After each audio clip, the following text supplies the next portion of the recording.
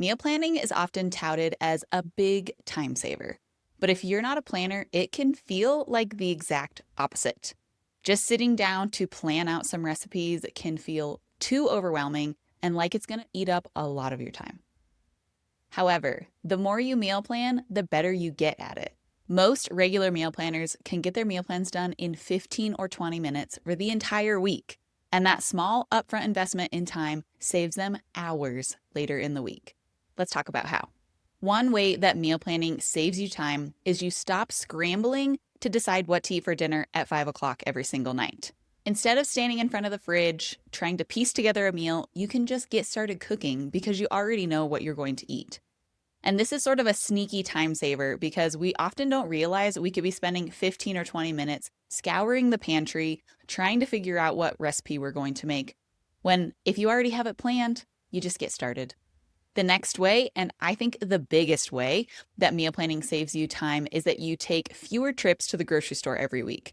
Now, I know this from personal experience because before I started meal planning, we were going to the grocery store 3 or 4 times a week just to get random items so that we could make the recipes that we thought of at the moment. But every time we went to the grocery store, it's not like it was a quick trip for just 2 or 3 things. We still had to go through most of the aisles and make sure we didn't forget anything. And all of that extra time at the grocery store really added up over the course of the week. Now I meal plan and I go grocery shopping one time for the entire week. In that single grocery trip, I grab everything that I need for all of the recipes as well as any extras like breakfast essentials and snacks. I get that all done in one trip.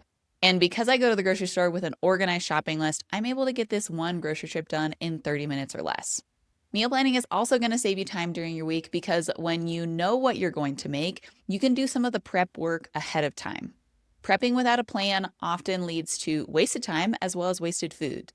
You might chop vegetables that just end up going limp in the refrigerator because you never had a plan for them. Or maybe you cook some grains or protein ahead of time, but then if it never gets used in a recipe, it ends up in the trash. When you have a meal plan, your meal prep can become intentional, and you can spend some time on a Sunday afternoon or even little moments in the in-between parts of your day prepping simple things that will get dinner ready faster. And finally, you can plan meals that actually fit your schedule. So you can view meal planning as a time management tool as well.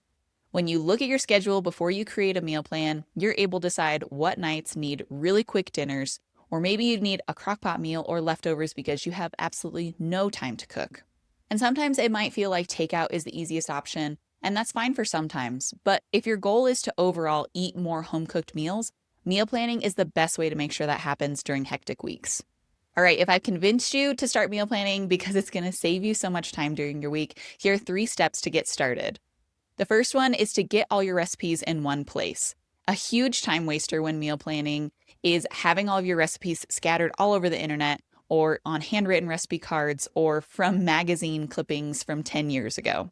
Getting all your recipes into one place means that you can quickly scan all of your recipes and decide what's going to work for you this week. The second tip for getting started meal planning is to plan fewer meals in your week.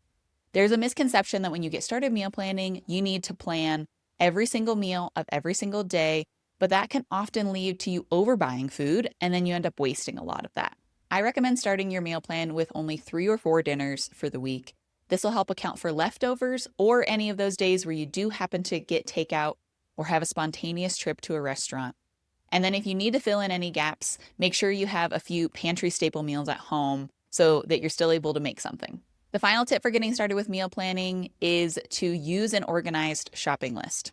Just as I mentioned earlier, an organized shopping list is going to save you so much time when you're actually in the grocery store. That scribbled, messy, handwritten list that's just random lists of ingredients is going to mean that you're backtracking across the store because you forgot something that was at the bottom of your list that should have been at the top of your list. So having an organized list is super important. And if you use a meal planning tool like Plan to Eat, it automatically creates a shopping list for you and categorizes it based on the aisles of your favorite grocery store. The 20 minutes that you spend meal planning this week is going to save you so much time in the days to come. It's going to eliminate those nightly dinner decisions, eliminate the extra trips to the grocery store, and actually enable you to get ahead on the prep work for your recipes. We always say that meal planning is a favor to your future self, and you will definitely feel that when 5 o'clock comes around. Thanks for watching, and I will see you again soon in another video.